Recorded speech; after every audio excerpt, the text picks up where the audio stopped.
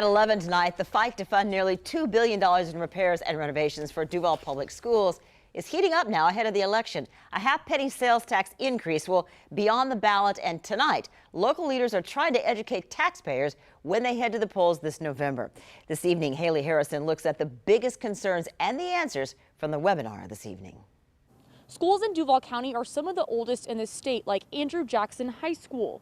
And with large state funding cuts since 2008 and no alternative revenue streams, county leaders are fighting to get the half-penny sales tax increase passed.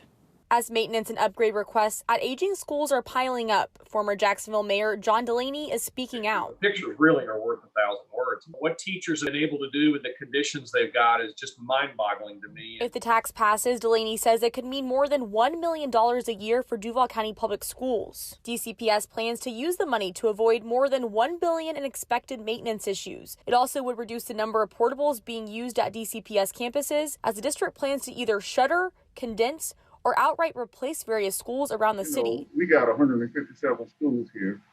121 of them are over 60 years old. But one big question Thursday night, people want to know how the district plans to ensure the money would be fairly distributed among its campuses. The superintendent's going to appoint, I think it's a 20-person oversight committee.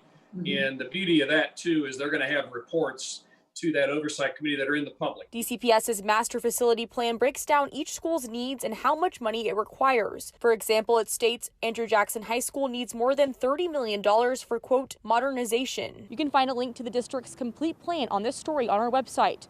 In Jacksonville, Haley Harrison, First Coast News, on your side.